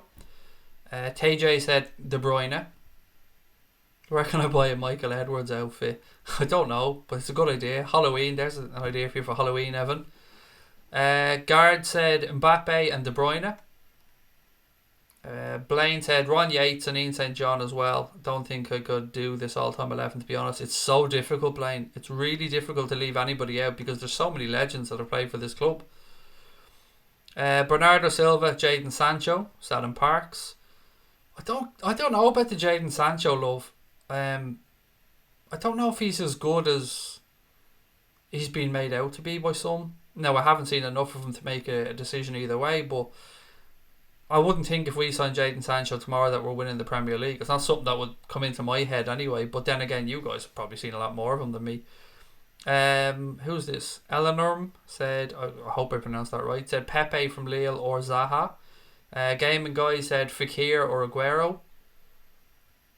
When the season starts, will I do a Saturday stream to analyse results? Well, we do watch-alongs of every game, Kane, mate, when we do a post-match show as well. So I don't know if you mean non-Liverpool games, but We will probably cover that on a podcast, to be honest. So we'll probably do a podcast that covered Liverpool and the weekend's football. But it will be up on YouTube, so I suppose yes is the answer. Verratti is a good shout, Tootsie. You know, Verratti's a player that I really, really like as well. Sane and Mbappe for Liverpool, said Liam Hunter. Mbappe and Bernardo Silva, said Kieran Aaron. Aguero, said Mike Mullen for the Premier League player. Yeah, he's been great, hasn't he, Aguero, in the Premier League? I mean, he really is a goal-scoring machine. What else we got? Always enjoying keeping us busy between seasons, Craig. Enjoying from Cape Town, South Africa. Thank you, Ian. That's really kind of you, mate. It's lovely to know where you're watching from as well. I hope to get my ass to South Africa someday. It looks so beautiful over there, mate. Although I've said that about a lot of places because some of you guys are just lucky enough to be living in some beautiful places. Right, where are we at? 16 subscribers to go, ladies and gents, until we hit that 17.5k. So if you are watching, you know what to do. Is Vandenberg official? I don't believe so yet, Maximilian, but maybe tomorrow we might hear something, or even maybe later tonight. Well, I don't mean from the club, I mean maybe from the media for the 11 o'clock news or the 10:30 news. England none, rest of the world none, said Stig. Phil Jones, don't need anybody else, said Logan. It's a question that I don't know if I even have an answer. Mbappe is the non-Premier League one actually for me. That could win us the league if we signed him. And from the Premier League, I'd find it very difficult not to dip into the Bernardo Silva, Aguero, maybe even Kevin De Bruyne way of thinking, if I'm being honest. Imagine doing an all-time Premier League 11. I was going to say I'd be pulling your hair out, Adam, but in my case I don't have any. It would be like banging my head against the wall. I think we tried something like that on a podcast before. It's so difficult. Kante and Mbappe, said Scott. Big LT said all-time 11. Reina, Trent, Carragher, Van Dijk, Robertson, Mascherano, Gerrard, Dalglish, Barnes, Suarez, Salah. Well, there's no Kenny Dalglish in there for a start, mate, so that's one glaring omission. But it is all about opinion. As you say, it's all about generations as well, what year you were born, perhaps. Isco and Lacazette, said Neil Anthony, for his two players. Any news on Harry Wilson? I read again a bit of a reiteration today that it seems like he will get pre-season, or at least some of pre-season, to show the gaffer what he can do. But I think it's kind of a case, if an acceptable offer comes in, he'd be moved on from just, you know, the feelers that you're reading or the little bits and pieces that are being put out there.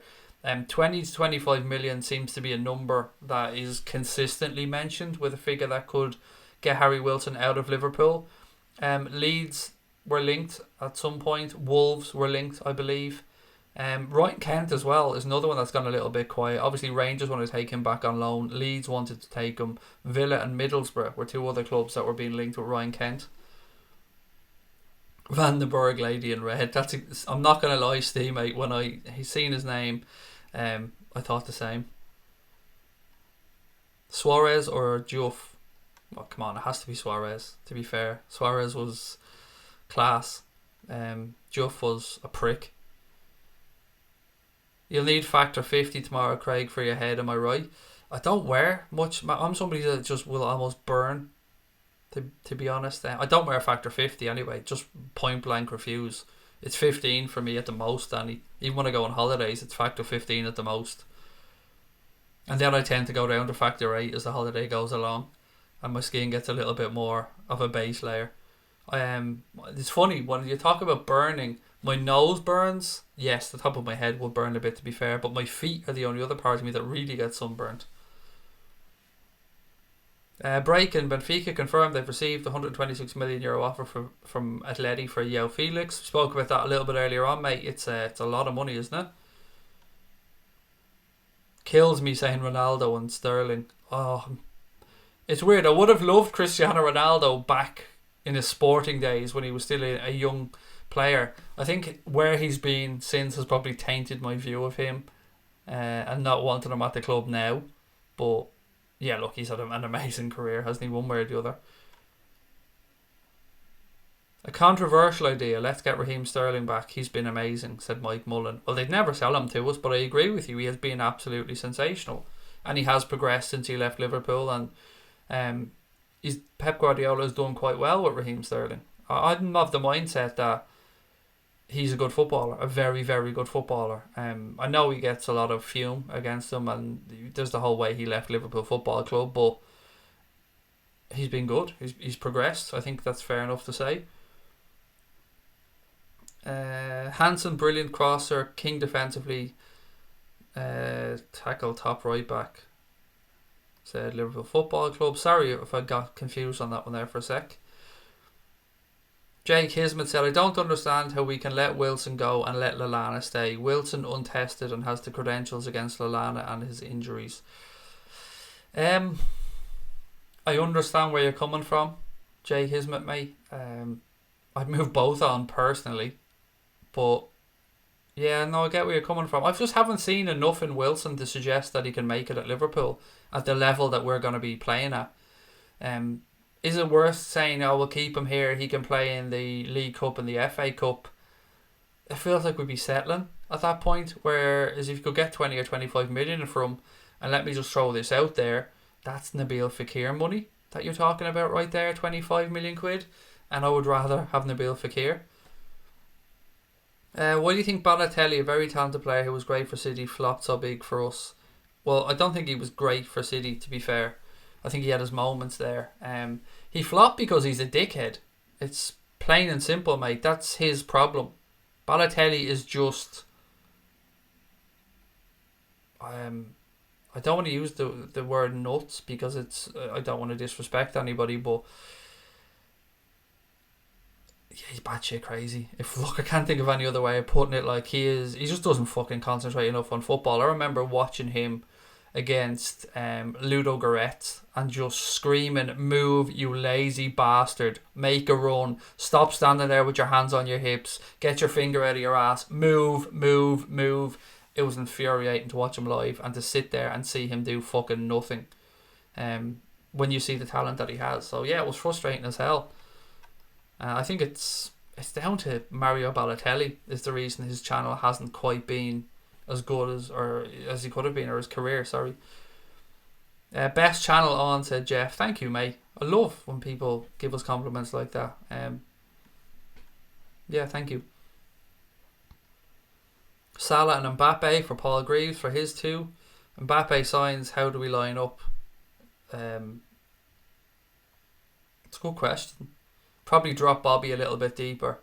And then maybe push Mbappe through the centre, or push Salah or Mane through the centre and push Mbappe out wide a little bit. But what a great headache that would be to have. Offer Wilson plus Camacho and 30 or 40 million for Fernandes. I don't think Harry Wilson would have any interest in going over to play in the Portuguese league, to be fair. The Camacho thing, look, I think he's going to Sporting whatever happens. Zaha and Mbappe said it's Fran for his two players, one Premier League, one non-Premier League. Did Klopp or Rodgers sign Balotelli? Rodgers, because he was there against Ludo Goretz when Rodgers was manager. So yeah, do you not remember we sold Suarez, and then that summer we were being linked to players, and Brendan Rodgers came out and said we've no interest in Balotelli, we won't be signing Balotelli, and then we fucking signed Balotelli. Oh, still can't believe we signed him, to be fair. Any news on Bruno Fernandes? I did say I'd do a recap. Somebody asked me there earlier on. So, right, let me get back through it. So, I hate trying to pronounce foreign articles or newspapers' names. So, Correio de Mana, I believe they're pronounced, in Portugal claimed that the Reds are interested in Bruno Fernandes and have even have an advantage because they could use Rafael Camacho as part of the deal to land a Sporting Lisbon playmaker. The report goes on to say that Liverpool have already offered 45 million for Fernandes but won't up their bid any higher. But they're expected to meet with Miguel Pino, who's his agent, to formalise a second proposal which includes Rafael Camacho. Now, I read that, and then a few minutes later I read that we're not meeting him and we've no interest in meeting his agent, and that it's Manchester United and Spurs that are going to meet his agent in London. So that's the quick recap on that one. We also spoke about Real Betis preparing a £10 million bid for Divock Origi, Steven Gerrard and Patrick Vieira being on a shortlist for the next Newcastle United manager's job. Liverpool still bookies favourites to sign Memphis Depay, although I've yet to see any reason for that. as in from like links. I don't mean from his ability. Well, that as well, but what else have we got? Oh, Nabil Fekir was the other thing we spoke about tonight, really. He might be getting a move away from Lyon. Reports in Italy suggest that AC Milan have launched or are ready to launch a £26.7 million bid to sign Nabil Fekir from Lyon. And to expand on that, Sports Media Set report that AC Milan will use former Liverpool player Suso as a make-weight in that deal. So there you go, which is why I think if £26.7 million is the number that could get Nabil Fekir out of Lyon, we should be in that conversation. In your opinion, who was better, Balotelli or Benteke? Balotelli is the more talented footballer for me, but they were both god-awful at Liverpool. What's the goss on Mbappe? It's all over Twitter. He was with Daniel Sturridge, Claire, in an Instagram post. That's pretty much it, to be fair. So people are putting that together, the Nike thing together, the LeBron James thing together. The fact that he said Liverpool when he was talking about what team he'd use on FIFA. I think all those little bits and pieces rolled in together are making people believe some more and more in the Mbappe stuff. Craig, I've bought an incubator for birds because of how bored I am. It's always good to have hobbies, mate. Yeah, it's always good to have hobbies. Whatever keeps you happy. No judgment for me whatsoever. Varun said it's better not to sign injury-prone players anymore. What's your idea of it, Craig? Most English players are injury-prone. Lallana, Sturridge, Gomez, Ings, Wilshere. Well, most English players are. That's a stretch, to be fair, mate. We're going to see probably more English players in the Premier League than, other nationalities. So there probably could be a higher percentage of injury-prone players. With that in mind, we have had a few over the last few years. I just think at the money, if this is leading back to Fekir, by the way, I just think this is a summer where 26 million was probably 15 million last summer with regards to where we are in the market, and I just think it's worth taking a gamble personally. But yeah, I get where you're coming from. We have had some injury prone players. Do you think Gerrard will ever win the Scottish Premier League? Well, I would guess this is probably his last year at Rangers. I've no reason to believe that other than I think he'll look to move on and progress his career. So if he doesn't win it this year, then obviously I don't think he'll be winning it. But it's tough. Celtic at the moment, more powerful in the transfer market than Rangers. Rangers still working their way back from getting relegated down through the leagues like that financially. So it's a tough job for him, but he's doing all right. To be fair, he needs Morelos to get his head out of the clouds to stop getting sent off every 2 minutes. Twitter in meltdown. Sturridge is off to PSG. I think. Is he? I don't know. That wouldn't bother me in the fucking slightest, to be fair. Daniel Sturridge is leaving Liverpool. Where he goes, to me, is an irrelevance in my head anyway. Would you play the youth in the Carabao Cup? I don't know, Michael. It's tough, mate, because I want us to try and win every trophy this year. Every trophy we're capable of. And we have gone out in the FA Cup and the Carabao Cup too soon in recent years. So, in theory, I would say yes. But at the same time, I want us to win trophies. So, it's about getting that mix right, I suppose. And it is difficult. And it depends on the draw as well. I mean, we've had some tough enough draws in these competitions. Wolves, Chelsea. I mean, you're not the easiest ties. Breadsticks, and I'm a bit like this as well. So I wake up every day thinking about the transfer news, excited. Sometimes I see good rumours, but nothing concrete. Are Liverpool actually in for Bruno Fernandes? I honestly don't know. Even now, even after everything I've read and the amount we've spoken about for the past few days, I still don't know if we have an interest in him and Pepe. I can't say for certain either way. Do you think Celtic will qualify for the Champions League? Has the draw been done? I know the preliminaries, the first round of preliminaries is happening this week, I think, in the Champions League draw. I can't remember. I did see something about who Celtic got, but I just can't remember, or what the progression would look like for them. It'll be difficult though for them to get through, to be fair. It depends who they really get in that last qualifying round if they get there. Imagine a Harry Kane and a fully fit Sturridge partnership. Yeah, it depends on the system though as well, doesn't it? I mean, both great goal scorers, don't get me wrong. 1 plus 1 plus 1 plus 1 plus 2. Can you do the math, Craig? No. Sorry. It's 6 by any chance for one, which is a wonderful number. I mean, it's 1 more than 5. Do you know what I mean? And it's 3 more than 3, which is the number of European Cups Manchester United have. So 6 is a nice number for when I'm with you. This many. Inter Milan are set to launch a bid for Lukaku with an initial 2-year loan. They fucking love loans, Italian clubs, don't they? They absolutely love knowing that a club really wants rid of a player, and then they go, how much do you want from? 75 million. Right, okay. How about we loan him on a loan to buy for 2 years, and then at the end of those 2 years, we'll tell you that we're going to buy him, but what we'll actually do is renegotiate the shit out of it after 2 years, and you'll give him to us for a lot less. How many times has that happened with Italian clubs? I can't think of another league that pulls that shit better than Italian clubs do. And while we're talking about Inter and AC, actually, I want to reiterate something I said last night. The San Siro is going to be knocked down. They're building another stadium right beside the San Siro, and next season I think is the last year that they'll both be playing in that wonderful old stadium. So yeah, if you ever planned on visiting the San Siro, get your ass over there quickly because it'll be demolished. When's Liverpool's first friendly? Oh god, I have the list somewhere. I'm sure somebody in the chat can let you know quicker. I'm awful with the dates, mate. United have 4. No, they fucking don't. They have 3, and you're absolutely wrong. Imagine, yeah, they have 3, mate. United have 3 European Cups. Without a shadow of a fucking doubt, they have 3 European Cups. But you say, not that I care. At the start of the season, I told you Matip was linked with Fulham, and you said that's probably his level. Regret that now? Well, one, I don't remember that happening, but I will take you at face value. Do I regret it now? No. Not at all.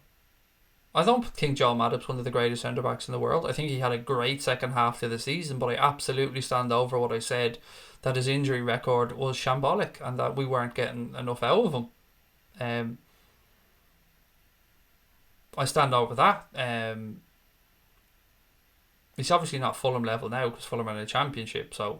But would any of us last year, hand on heart, have said that we were expecting Joe Matip to put in the season that he did?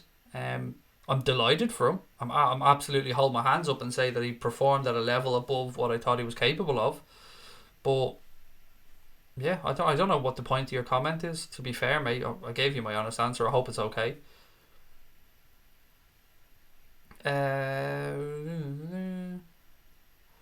It's been announced on Sky Sports Liverpool have put in a £55 million bid for Fernandes 1 hour ago. Has it? I'm going to check that now, mate, while I'm on the stream.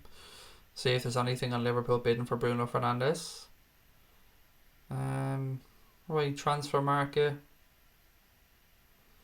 United, Silva, Spurs, Lukaku, Buffon. Absolutely nothing. No, I'm seeing fuck all, mate, about Liverpool and Fernandes on Sky Sports. Perisic to Wolves, interesting. That is an interesting one. We know United tried to sign Perisic under Mourinho.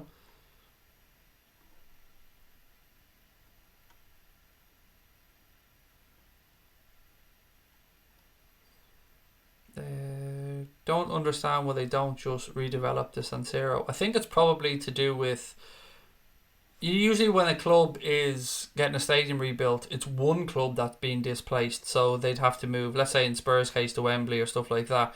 There's 2 clubs there in Italy, so they both have to find a new stadium to play in for a year. So they probably looked at it and thought that the only way they could do it was to build beside it and knock it. It is a shame. I absolutely agree. It is a shame because it is a wonderful stadium, steeped in history. We should take a look at Saliba. I think he has played for St Etienne centre back. He's really good. Bergwijn can be a versatile forward, cover the front 3. He's high ceiling. It's actually, Bergwijn's a player that I was linked to Varane a few months back, but it seems to have gone quiet on him. The guy from PSV. It is PSV, isn't it, that he plays for? It's a good shout, that. Hadn't thought about him in a while.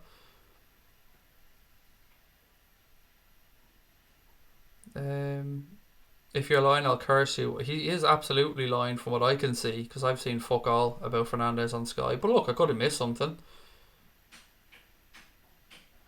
Good response, mate. I was just wondering, every single Liverpool fan wasn't confident with him at the back. Yeah, I always try and be honest, mate, to be fair. And look, I get shit wrong, and I will continue to get stuff wrong, because I'm only a fan. At the end of the day, I don't ever claim to be anything other than just a fan. In your opinion, who's the best goalkeeper in Liverpool's history? Well, I can only really speak on what I've seen. And from what I've seen, Alisson only been here a year, I couldn't honestly say Alisson.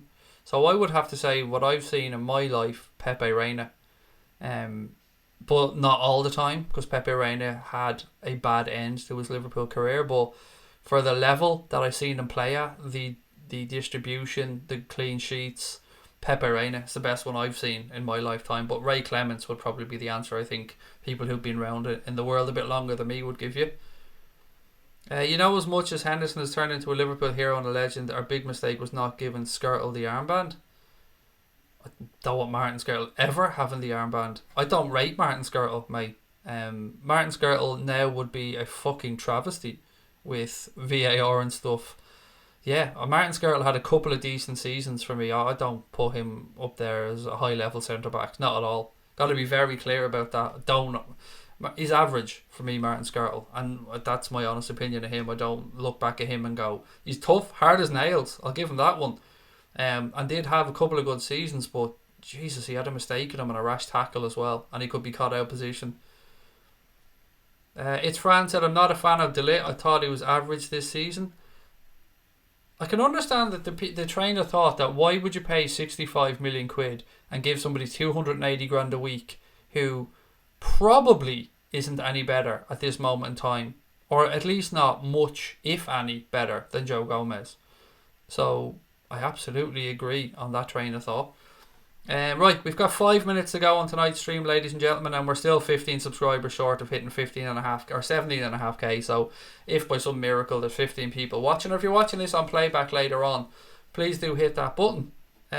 What else we got? The San Siro isn't owned by either Milan club. I love this. I love getting this information. I genuinely didn't know that, mate. Thank you. So is it owned by the city of Milan, or but yeah, always good to find that out. Or is it owned by a private company, actually? Yeah, very interesting to know. What's the deal with Junior Firpo? You're getting the usual out of the British media, mate, saying that we've no interest in him, or at least we're not paying the 45 million. But then you see other people saying that we're not put off by the 45 million. Is he a left back? Not really. I keep trying to compare him to maybe a Ryan Sessegnon in that he can technically be a left back, but is probably better a little bit forward on the left hand side. San Siro is beautiful, but so in need of repair. It's cheaper to build a new stadium. It is a stunning stadium. It is. Just those towers. Yeah, it's beautiful, the San Siro. Definitely will be a shame, and I probably won't ever get there now, but yeah, it definitely would have been on the bucket list of stadiums to see. I'm a bit of a freak when it comes to visiting stadiums, by the way. It's something I love doing. And Dallas is a stadium I want to get my ass to. The Mercedes-Benz Arena in Atlanta, the new Atlanta Falcons Stadium, another one I want to get to. Been to the new camp, and my God, that's in need of repair. Really impressive, but massively in need of repair, which it's getting by the looks of it. Would you rather Mbappe or Fernandes, Fekir and Dembele? Oh, that's a difficult one, Jack. Mbappe on his own, or Bruno Fernandes, Nabil Fekir and Ousmane Dembele?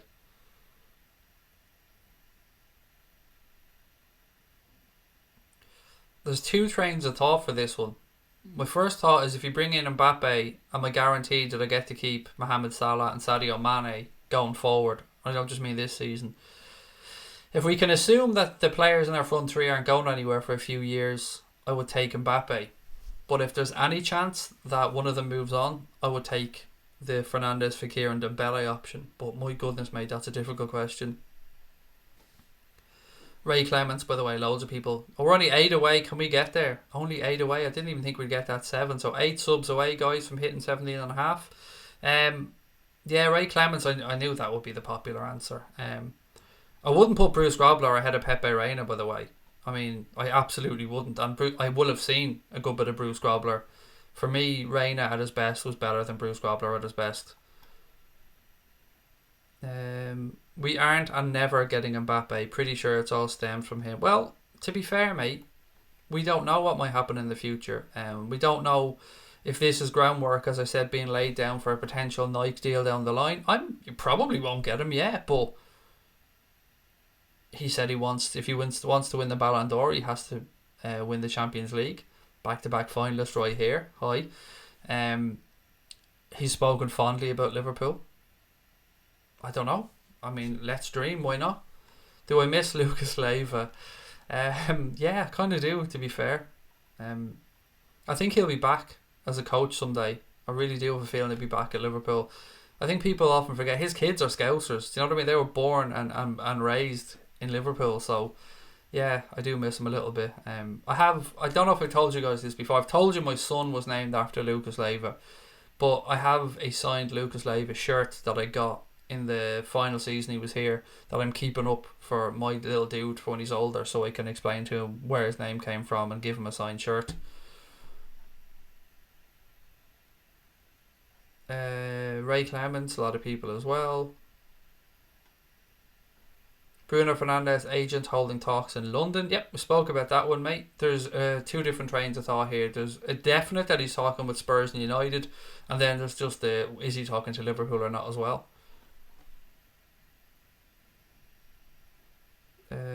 6 to go, you teasing motherfuckers. 501 people watching. Surely there's 6 that haven't subscribed yet. Oh, I hate you people. Bruce Grobbler, I'm not reading that out. I know where you're coming from, Elijah John, and it would tint my view of him as well, but I can't really say that out loud. If we don't sign at least one marquee player, be gutted, said Pranav. Yeah, one. I want one attacking player of high quality. I don't like using the phrases marquee and stuff, but why is Van de Beek tagged? Because we were linked to him a while ago, Logan. There was talk that Liverpool were looking at him for, I think it was 50 odd million, and I spoke about him being a potential replacement long term maybe for James Milner and Jordan Henderson, so that's why he is in the tags, buddy. But again, that's a Connor question though. Alisson Becker reminds me of Gordon Banks with his positioning. Okay, what else have we got? Mbappe's next transfer fee will be insane. Yeah, I reckon he'll be the first £250 million player. Connor's like, subscribe. Lucas voted player of the season twice in a row for Lazio. First on merit by Lazio fans. No, it wasn't. It was hijacked by Liverpool fans on both occasions, mate. 100%.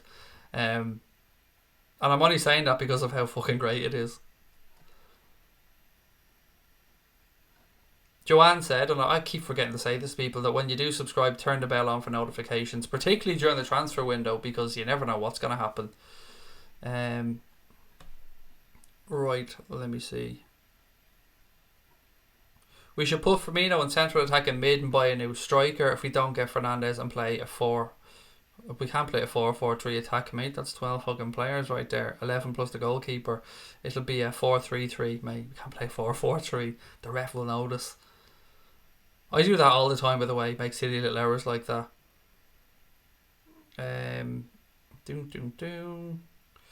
Right, anyway, I think we should call that a night there. Cheers to everyone that's unsubscribing, by the way. Appreciate that. Yeah, anyway, we shall head off. Yeah, I don't know why people are unsubscribed, but whoever is, cheers. It means a lot knowing that you guys are that way inclined. But anyway, look, I'll push on. We'll do what we do. Nice one though for sending us off on a shit note. Really appreciate that. Take care of your family. Tell your loved ones that you love them and love them.